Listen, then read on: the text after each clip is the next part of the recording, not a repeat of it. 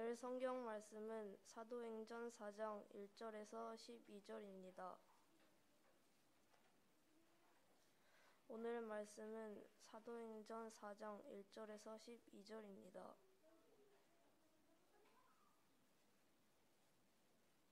봉독하겠습니다. 사도들이 백성에게 말할 때에 제사장들과 성전 맡은 자와 사두개인들이 이르러 예수 안에 죽은 자의 부활이 있다고 백성을 가르치고 전함을 싫어하여 그들을 잡음에 날이 이미 저물었으므로 이튿날까지 가두었으나 말씀을 들은 사람 중에 믿는 자가 많으니 남자의 수가 약 5천이나 되었더라. 이튿날 관리들과 장로들과 서기관들이 예루살렘에 모였는데 대제사장 안나스와 가야바와 요한과 알렉산더와 및 대제사장의 문중이 참여하여 사도들을 가운데 세우고 묻되 너희가 무슨 권세와 누구의 이름으로 이 일을 행하였느냐. 이에 베드로가 성령이 충만하여 이르되 백성의 관리들과 장로들아, 만일 병자에게 행한 착한 일에 대하여 이 사람이 어떻게 구원을 받았느냐 오늘 우리에게 질문한다면 너희와 모든 이스라엘 백성들은 알라. 너희가 십자가에 못 박고 하나님이 죽은 자 가운데서 살리신 나사렛 예수 그리스도의 이름으로 이 사람이 건강하게 되어 너희 앞에 섰느니라. 이 예수는 너희 건축자들의 버린 돌로서 집 모퉁이의 머릿돌이 되었느니라.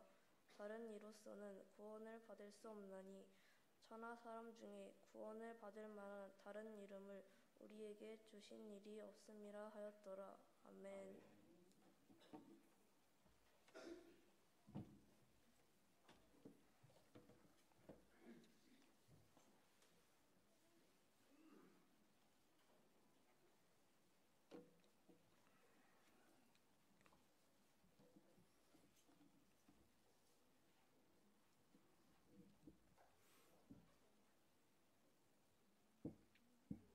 오늘 유초동부 참여 예배로 드리고 있습니다. 유초동부 계속 기억하시면서 많이 기도해 주시고 또 여러 방면에서 도와주시고 후원해 주시면 감사하겠습니다. 사도행전 초반은 순풍의 돛담배처럼 복음 사역이 아주 순조롭게 진행됩니다. 성령의 충만하신 가운데 복음이 폭발적으로 전파되었고 그리고 사도들의 기적과 표적 가운데 교회는 건강하고 아름답게 세워져 가고 있습니다. 이런 가운데 베드로와 요한은 또 한 번의 놀라운 기적을 일으킵니다. 성전 미문에서 구걸하고 있던 날 때부터 걷지 못하던 사람을 예수의 이름으로 고친 기적입니다. 이 놀라운 기적은 다시 한번 사람들을 놀라게 했고 놀라서 모여든 수많은 사람들을 향해서 베드로는 예수 그리스도를 선포했습니다. 여기까지 보면 복음 사역이 아주 일사천리로 진행되고 있습니다. 모든 것이 순조롭기만 합니다. 하지만 잊어서는 안 되는 존재가 하나 있습니다. 바로 대적 마귀입니다. 복음서에서 예수님을 시험했던 존재, 그리고 가룟 유다에게 들어가서 예수님을 팔아 넘기게 했던 존재, 공생의 기간 동안 계속해서 예수님의 복음 사역을 방해하고 공격하고 회방했던 존재, 바로 그 마귀가 있습니다. 마귀는 예수님의 십자가의 죽으심과 부활을 통해서 이미 결정적으로 패배했습니다. 하지만 아직 힘이 남아 있습니다. 마지막 발악을 하고 있습니다. 그 마귀가 복음이 이렇게 역동적으로 뻗어나가는 것을 보면서 가만히 있을 리가 없습니다. 예수님과 교회를 향한 증오심이 가득한 대적 마귀는 반드시 교회의 복음 사역을 공격하고 회방합니다. 오늘 본문은 바로 그 마귀가 교회를, 사도들을 본격적으로 공격하고 있음을 보여줍니다. 오늘 본문만이 아니라 이제 사도행전 5장, 6장, 7장, 8장을 보게 되면 계속해서 마귀가 교회를 이 모양 저 모양 공격하고 회방하는 것을 보게 될 겁니다. 여러분, 교회의 복음 사역은 결코 순조롭게 이루어지는 일이 아닙니다. 마귀의 공격과 회방, 또 환난과 핍박 가운데 이루어지는 일입니다. 복음 사역은 한마디로 마귀와의 영적인 전쟁인 것입니다.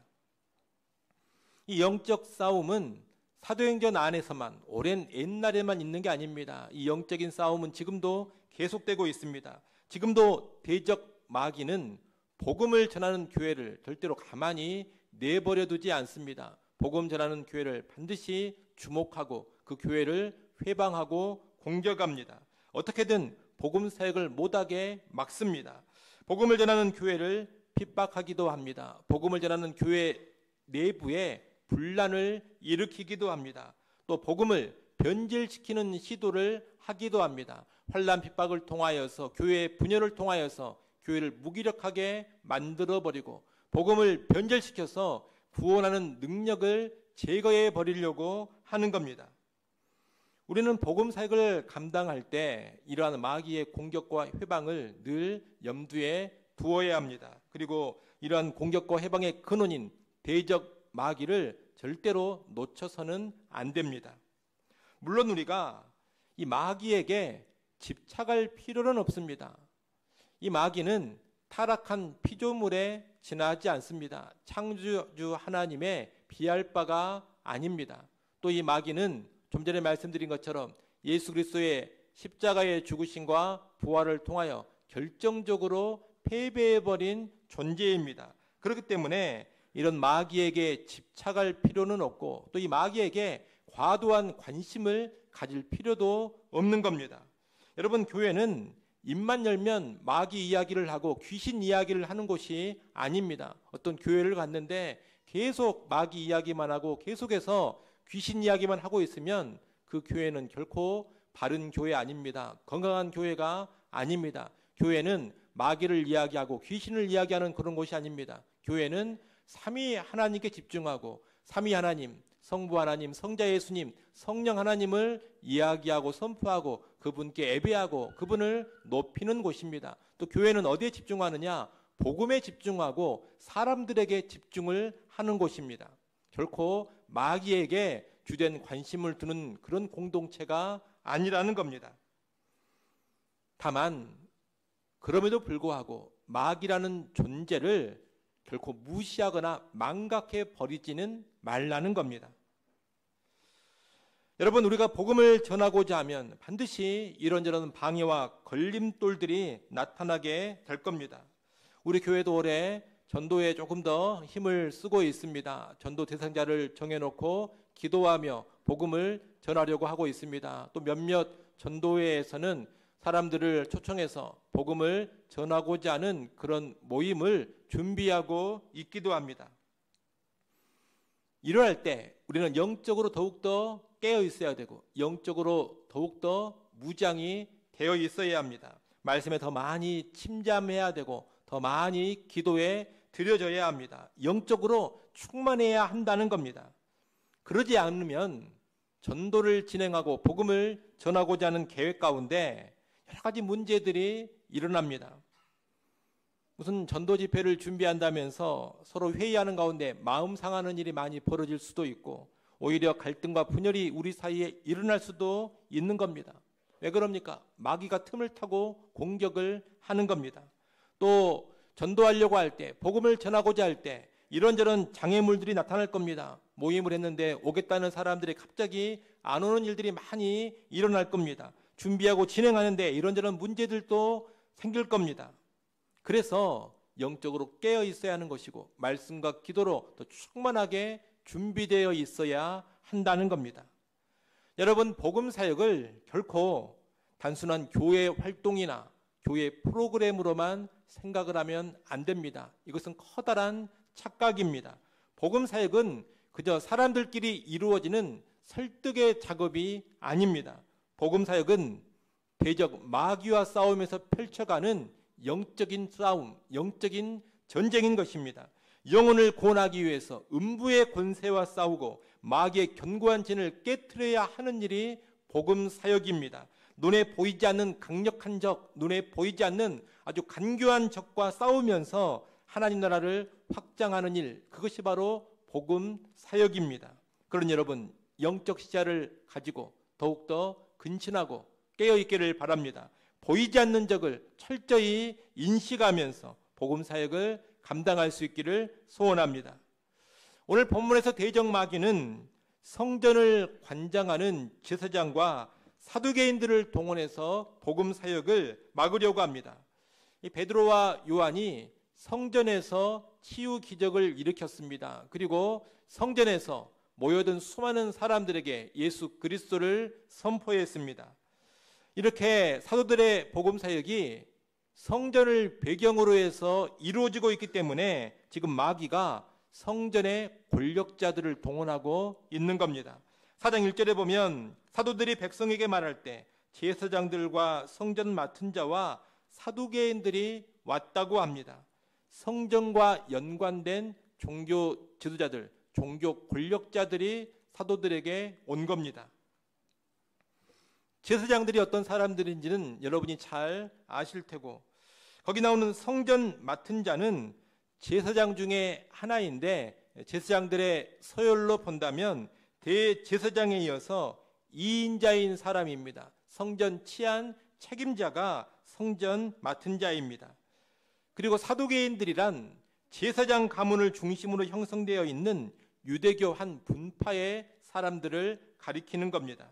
이 사두개인들은 정치적으로는 로마 제국에 동조했고 로마 정부와 긴밀하게 협력을 하는 사람들입니다. 또한 이 사두개인들은 신학적으로는 모세 오경만을 하나님의 말씀으로 인정을 했고, 또 천사와 같은 영적 존재들을 믿지 않았고 부활도 믿지 않았습니다. 2절에 보니 이들은 예수 안에 죽은 자의 부활이 있다고 가르치는 것을 싫어했다 그럽니다. 예수 안에 부활이 있다, 이런 가르침을 이 제사장들과 사두개인들이 싫어했다는 겁니다. 싫어한 이유가 무엇이겠습니까? 일단 그들이 예수를 죽였기 때문입니다. 또한 그들은 부활을 믿지 않는 사람들이었기 때문입니다. 이런 이유로 사도들의 가르침, 교회의 가르침을 싫어했던 겁니다. 그래서 이들이 지금 베드로와 요한을 체포합니다. 그리고 이튿날까지 가둡니다. 그러나 4절에 보면 이런 와중에도 베드로의 설교를 들었던 사람 가운데 남자만 해서 5,000명이 예수님을 믿었다고 합니다. 이것은 사도들은 체포되어 갇혔지만 사도들이 전했던 복음은 갇히지 않고 매이지 않았음을 보여줍니다. 사람은 매이고 갇혔지만 하나님의 말씀, 복음은 매이지 않은 채 놀라운 구원의 능력을 나타내고 있는 겁니다.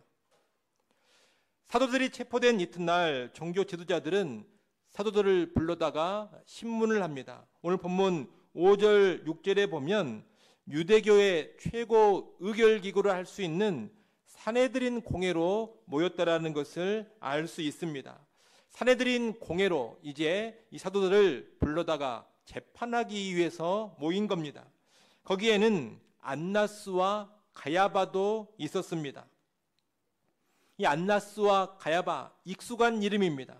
안나스와 가야바, 이 두 사람은 복음서에서 예수님을 재판하고 사형 판결을 내리는데 앞장섰던 지도자들입니다. 안나스와 가야바가 지금 함께하고 있는 이 산헤드린 공회의 모습은 복음서에서 예수님을 재판할 때와 아주 유사합니다. 예수님을 죽이는 바로 그 재판을 이끌었던 사람들이 또다시 등장하고 있는 겁니다. 이런 장면은 사도들도 예수님처럼 죽임당할 수 있다는 것을 보여줍니다. 지금 예수님을 재판하고 사형에 넘겼던 그 공회가 그대로 다시 모였습니다. 베드로와 요한은 자칫 잘못하면 예수님처럼 이 재판 자리에서 사형을 선고받고 죽임당할 수 있는 겁니다. 산헤드린 공회는 베드로와 요한을 불러다가 신문을 시작하면서 묻습니다. 7절을 보십시오. 뭐라고 묻습니까? 너희가 무슨 권세와 누구의 이름으로 이 일을 행하느냐? 이 질문 역시 복음서의 한 장면을 떠올리게 합니다. 종교 지도자들은 성전을 정화시켰던 예수님께 와서 바로 이 질문을 던졌습니다. 그때 뭐라고 질문했느냐? 예수님을 향해서 네가 무슨 권위로 이런 일을 행하느냐? 그렇게 질문했습니다. 지금 그 질문을 사도들에게 또다시 던지고 있는 겁니다. 이 질문 역시 사도들이 복음서에 예수님이 처했던 그 상황에 동일하게 처해 있음을 보여줍니다.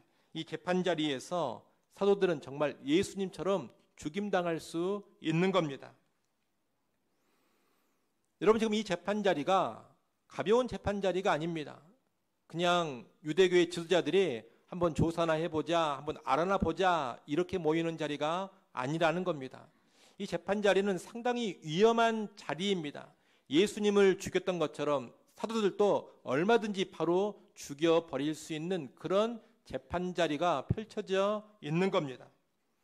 그런데 베드로와 요한은 너희가 무슨 권세와 누구의 이름으로 이 일을 행하느냐 이 질문을 받고서 예수 그리스도를 증언하는 답변을 합니다.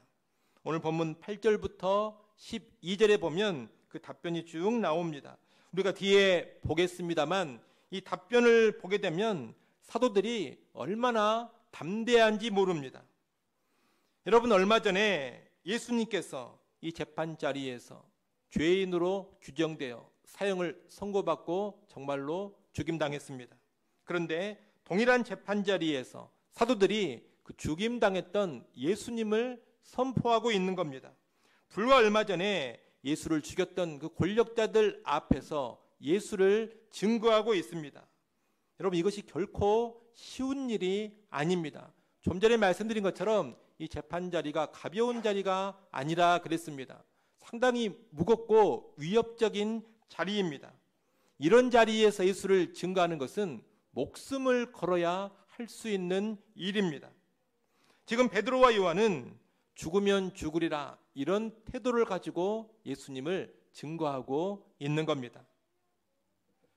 여러분, 전에 예수님께서 잡히시던 날에 베드로가 어떤 모습이었습니까?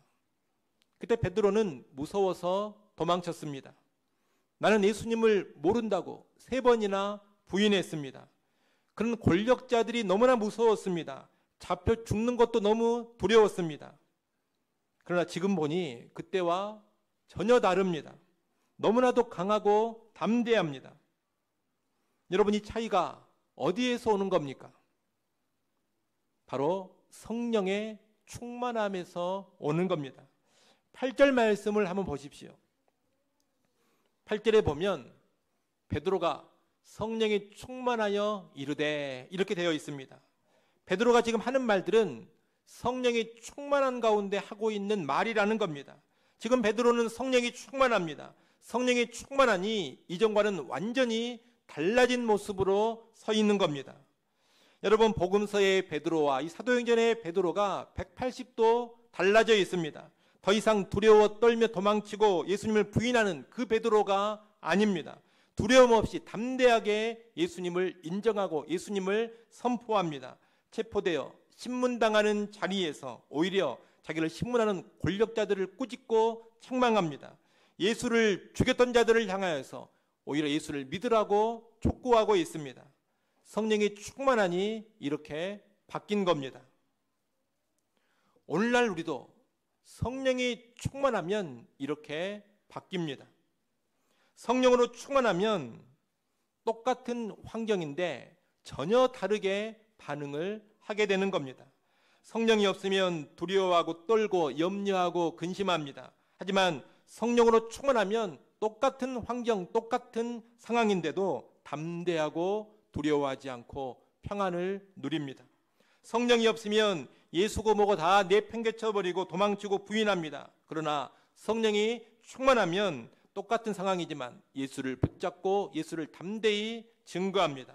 죽음의 위협이 감도는 상황에서도 예수님을 선포합니다. 여러분, 이것이 인간의 의지로 되는 것이 결코 아닙니다. 인간의 의지는 강해 보이지만 사실 얼마나 나약한지 모릅니다. 너무나 쉽게 무너져 버리는 것이 인간의 의지입니다. 인간의 의지 가지고 베드로처럼 그런 모습 보일 수 있는 게 아니라는 겁니다. 성령이 충만해야 그렇게 되는 겁니다. 뒤집어 말하면 예수를 담대히 전하는 삶은 성령의 도우심 없이는 안 된다는 겁니다. 성령의 도우심 없이는 마귀와 공격과 해방을 절대로 이기지 못합니다. 성령의 도우심이 없으면 마귀의 공격과 회방에 다 눌려서 도망쳐버리고 영적으로 무너지고 패배하고 마는 겁니다. 그러나 여러분, 언제나 성령의 충만을 구하시고 사모하면서 그 성령의 충만함을 누릴 수 있기를 바랍니다. 성령이 충만해서 그 어떤 마귀의 공격과 회방 앞에서도 눌리지 아니하고 예수 그리스도를 담대히 선포할 수 있는 그런 성도들이 될 수 있기를 간절히 소원합니다. 이제 베드로가 답변한 내용을 좀 보겠습니다. 9절 10절에 보면 베드로는 날 때부터 걷지 못했던 사람이 치유를 받고 구원받은 일은 너희가 십자가에 못 박고 하나님께서 죽은 자 가운데 살리신 나사렛 예수 그리스도의 이름으로 된 일이다. 이렇게 선포합니다. 죽으시고 부활하신 예수님이 구원의 역사, 회복의 역사를 일으켰다는 겁니다. 특히 베드로는 너희가 십자가에 못 박았다 그러면서 종교 지도자들이 메시아인 예수님을 죽였다고 꾸짖고 있습니다. 권력자들인데 이 권력자들의 죄를 아주 담대하고 과감하게 지적하고 있는 겁니다. 베드로는 나아가 예수님은 건축자들의 버린 돌로서 모퉁이 돌이 되신 분이라고 말합니다. 오늘 본문 11절 말씀을 여러분이 한번 읽어보십시오. 11절 말씀 읽습니다. 이 예수는 너희 건축자들의 버린 돌로서 집 모퉁이의 머릿돌이 되었느니라. 아멘.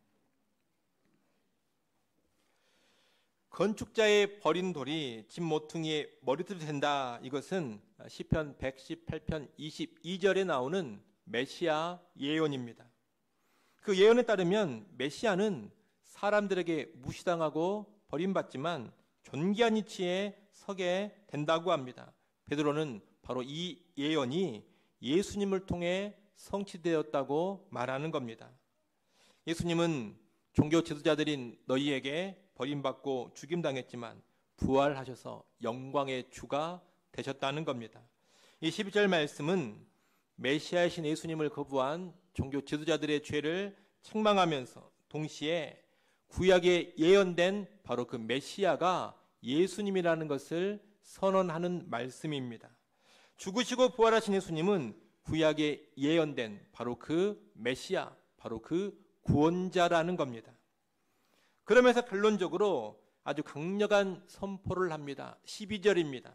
우리 12절 말씀 같이 한번 읽어보겠습니다. 함께 읽습니다. 다른 이로서는 구원을 받을 수 없나니 천하 사람 중에 구원을 받을 만한 다른 이름을 우리에게 주신 일이 없음이라 하였더라. 아멘.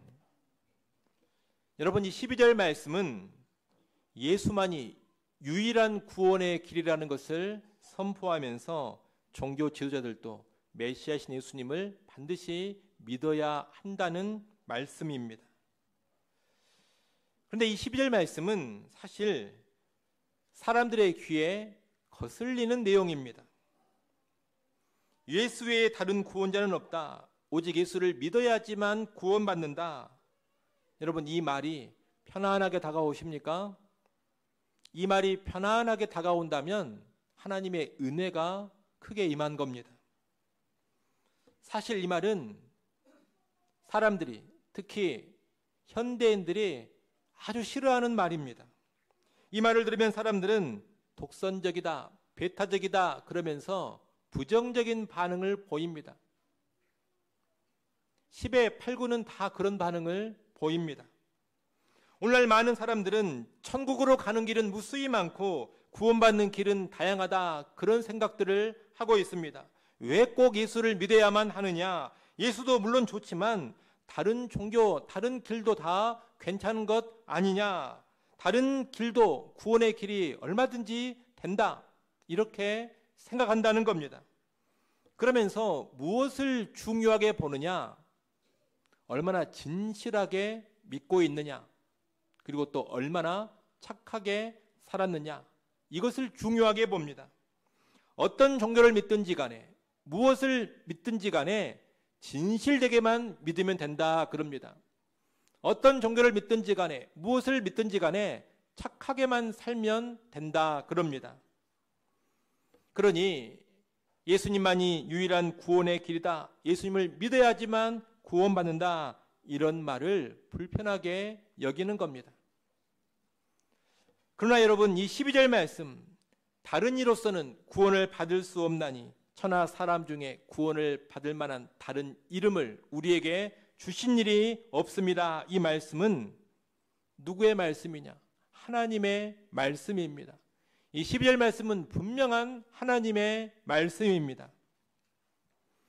이 말씀이 하나님의 말씀이라면 결코 이 말씀에 문제가 있지 않을 겁니다. 오히려 이 말씀을 불편하게 여기는, 이 말씀을 불편하게 여기는 사람들의 영혼에 문제가 있는 겁니다. 하나님의 말씀으로 인해 불쾌함을 느낀다면 그것은 하나님께 문제가 있는 게 아닙니다. 피조물인 인간에게 문제가 있는 겁니다. 인간인 우리가 하나님 말씀을 바꾸려고 하면 안 됩니다. 인간인 우리의 생각을 말씀 앞에서 바꿔야 합니다. 여러분, 정말로 무엇을 믿든지 간에 그저 진실하게만 믿으면 아무런 문제가 없는 겁니까? 뭘 믿든지 착하게만 살면 정말로 구원을 받을 것 같습니까? 천만의 말씀입니다. 여러분, 절대로 그렇지 않습니다. 내가 진실하게 진실되게 믿는 것보다 더 중요한 것이 뭐냐? 진리를 믿는 겁니다. 거짓을 또는 반쪽짜리 진리를 진실하게 믿고 순수하게 따르는 것보다 차라리 의심을 좀 하면서도 진리를 믿고 따르는 것이 훨씬 더 낫습니다. 여러분, 꼭 기억하십시오. 믿는 태도보다 더 중요한 게 뭐냐? 믿는 대상입니다. 어떻게 믿느냐? 여러분, 이것보다 더 중요한 게 뭐냐? 무엇을 믿느냐? 이겁니다. 진리를 믿어야 하고 진정한 구주를 믿어야 하는 겁니다. 그래야 구원을 받습니다. 거짓을 아무리 진실되게 믿어도 구원받지 못합니다. 참된 구주가 아닌 자를 아무리 정성스럽게 순수하게 믿어도 구원받지 못합니다. 차라리 의심이 순간순간 든다 하더라도 진리를 믿어야 구원받는 것이고, 순간순간 흔들림이 있다 하더라도 진정한 구주를 믿어야 구원을 얻는 겁니다. 또 착하게 산다고 구원받는 것도 아닙니다. 우리는 물론 착하게 살아야 합니다. 그러나 착하게 살면 구원받는다는 이 생각이 얼마나 허무맹랑한 생각인지를 알아야 합니다. 착하게 살면 구원받는다, 이렇게 생각하는 사람들한테 묻고 싶습니다. 대체 얼마나 착하게 살아야 구원을 받는 겁니까? 그 기준이 어디입니까? 사실 우리가 착하다 이렇게 말하는 것은 전부 다 상대적입니다. 남들보다 착하다, 나보다는 착하다, 너보다는 착하다, 다 이런 기준이지 절대적인 착함이 아니라는 겁니다. 사람은, 모든 인간은 다 상대적으로만 착할 뿐입니다. 그런데 여러분, 그런 상대적인 착함으로는 구원받지 못합니다. 사람은 착해야 구원받는 것이 아니라 죄가 없어야 구원을 받습니다. 다시 말씀드립니다. 사람은 착해야 구원받는 게 아니라 죄가 없어야 구원받는 겁니다. 천국은 착하다고 갈 수 있는 곳이 아닙니다. 천국은 죄가 없어야 갈 수 있는 곳입니다. 굳이 착함을 말한다면 죄 하나 없이 완벽하게 착해야 구원받는 것이고, 죄 하나 없이 완벽하게 착해야 천국에 들어갈 수 있습니다. 그런데 여러분, 죄 하나 없이 착한 사람이 정말로 있습니까? 마음의 생각이나 말로나 행실로나 죄 하나 짓지 않고 살아가는 그런 선한 사람이 있습니까? 여러분, 단언컨대 한 사람도 없습니다. 그래서 성경은 뭐라고 말합니까? 모든 사람이 죄인이다, 이렇게 말하지 않습니까? 여러분, 저도 상당히 착합니다. 어려서부터 저보고 나쁘다고 하는 사람 제가 본 적이 없습니다. 얼마나 모범적이고 얼마나 착하게 살아왔는지 모릅니다. 제가 살아왔던 예들을 몇 개 던지면 야, 어떻게 저런 일도 했나 이런 것들도 있습니다. 저 정말로 착합니다. 그러나 저는 압니다. 저는 또 심각한 죄인입니다. 남들이 저를 잘 몰라서 착하다 그러지, 내가 나를 정직하게 보면 정말 남 모르는 죄 많이 짓고 살았습니다. 이 땅에 착하다는 모든 사람들이 다 그렇습니다. 그 죄를 어떻게 해결할 수가 있겠습니까? 착하게 산다고 정말 죄가 해결됩니까? 사람은 착하게 살면서도 또 한편으로 죄를 지으면서 살아갑니다. 그러니 착하게 사는 것으로는 죄 문제를 절대로 해결하지 못합니다.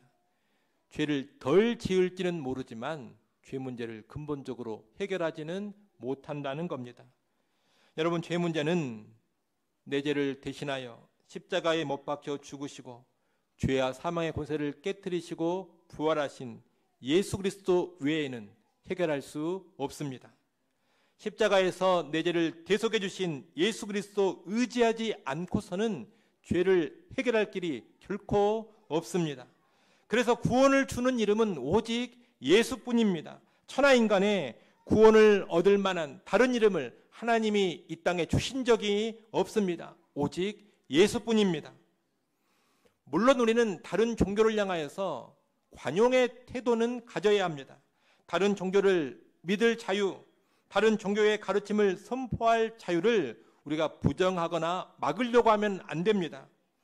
사회에 해악을 끼치는 방법이 아니라면 얼마든지 자기 종교의 가르침을 주장하고 선포할 수 있는 그런 자유를 인정하고 보장해 줘야 합니다. 그것이 관용의 태도입니다. 교회는, 그리스도인들은 절대로 이 관용의 태도를 상실하면 안 됩니다. 그러나 이런 관용의 태도를 갖는 것이 다른 종교를 진리로 인정하는 것은 결코 아닙니다. 그것은 별개의 문제입니다. 우리는 관용의 태도를 반드시 가져야 하지만 동시에 구원의 길은 오직 예수뿐이라는 강력한 확신을 가져야 합니다. 사도행전 4장 12절 말씀을 하나님의 말씀으로 그대로 받고 믿어야 합니다. 연관해서 요한복음 14장 6절에 예수님의 말씀도 그대로 받고 믿어야 합니다. 무슨 말씀입니까? 내가 곧 길이요 진리요 생명이니 나로 말미암지 않고는 아버지께로 올 자가 없느니라. 우리는 그 말씀도 그대로 받고 믿어야 합니다. 이 말씀들을 그대로 받고 믿는 확신이 없다면 여러분, 이 사람은 진짜 그리스도인 아닙니다. 오직 예수를 믿어야지만 구원받는다. 예수님이 길이요 진리요 생명이시기 때문에 예수님으로 말미암지 않고는 하나님께로 갈 수 없다, 구원받지 못한다, 이런 확신이 없는 사람은 거듭난 그리스도인 아니라는 겁니다. 이런 확신이 없는 사람은 그저 교회 생활을 하고 있는 사람이요 종교활동을 하고 있는 사람일 뿐입니다. 진정한 그리스도인은 오직 예수만이 구주시고 오직 예수를 통해서만 구원받는다는 그 확신을 반드시 가지고 있습니다. 그리고 그 확신에 목숨까지 겁니다. 이 사람이 진짜 그리스도인, 거듭난 그리스도인입니다. 오늘날 마귀가 복음 사역을 가장 강력하게 회방하는 전략 중에 하나가 예수만이 유일한 구원의 길이라는 이 말씀을 흔드는 겁니다. 다시 말하면 예수의 유일성을 흐리는 겁니다. 예수님도 구주지만 예수 말고 다른 구주도 많이 있고, 예수도 구원의 길이지만 예수 말고 다른 구원의 길도 많이 있다. 사탄은, 마귀는 지금 이런 주장, 이런 사상을 널리 퍼뜨려 놓았습니다. 소위 종교다원주의 사상을 널리 퍼뜨려 놓은 겁니다. 지금 이것이 철학과 이념과 종교계의 사상을 완전히 장악하고 있습니다. 지금 세상은 이런 사상이 팽배해서 예수의 유일성을 거부합니다. 예수만이 유일한 구원의 길이라고 선포하면 독단적이다, 배타적이다 그러면서 조롱합니다. 이런 선포를 하면 몹쓸 사람, 나쁜 사람 취급을 합니다. 나쁜 짓도 안 했는데 이런 선포만 하면 바로 나쁜 사람으로 낙인을 찍어버립니다. 대신에 예수 말고 다른 구원의 길도 많습니다. 모든 종교가 다 온전한 진리입니다. 서로서로 다 인정하고 존중을 해야 합니다. 이런 말을 하면 훌륭한 사람이라고 추켜 세워집니다. 깨어있는 사람이라고 인정해 줍니다. 이런 분위기, 이런 풍조를 통해서 마귀는 진정한 복음의 선포를 막습니다. 교회가 위축되게 하고 타협하게 하면서 진정한 복음을 떠나게 합니다. 그래서 구원을 주는 복음의 능력을 없애버립니다. 사람들이 구원받는 길을 차단시켜 버리는 겁니다. 이럴 때 우리에게 복음의 확신과 더불어서 성령의 충만함이 필요합니다. 성령이 충만해야지만 담대하게 이 베드로처럼 예수의 유일성을 선포할 수 있기 때문입니다.